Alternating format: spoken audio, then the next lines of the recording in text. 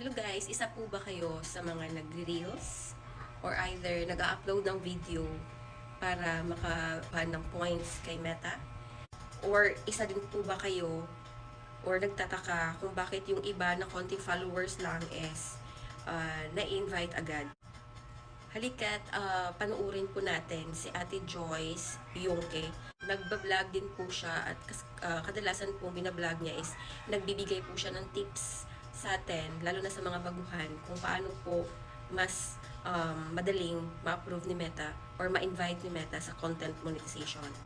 Kaya pala, kailangan pala nating i-check every now and then yung content na ina-upload natin kung nasa tama po bang pag-upload ang ginagawa natin.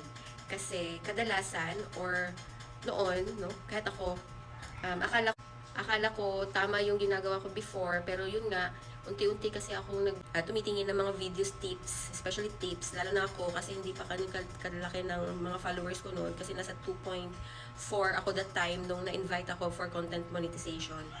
Ginagawa ko yung mga tips na nababasa ko or nakikita ko sa feeds kung paano madaling ma-invite ni Meta.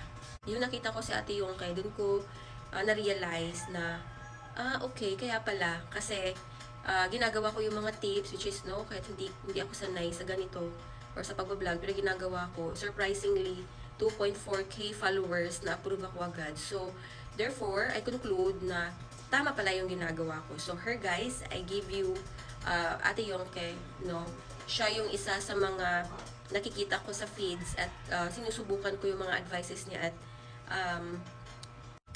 yun, effective naman sa akin. So, why not, no, sharing this to you para yung mga bagong vlogger or content creator is gawin nyo din. Kasi ito din yung ginagawa or ginawa ko. Kaya ako na-approve agad.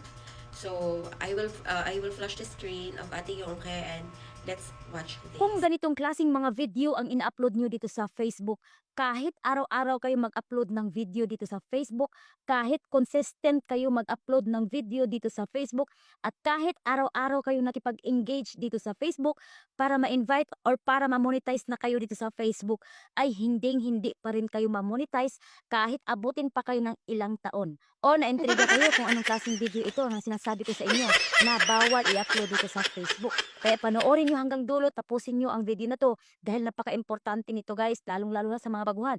Dahil maraming nagtatanong dito, ang taas na ng followers nila, ang dami na nilang views sa kanilang mga video, araw-araw naman sila nag-upload ng kanilang mga video, consistent naman sila nag-upload at nakipag-engage naman sila sa kanilang kapwa creator, bakit hanggang ngayon hindi pa rin sila na-monetize?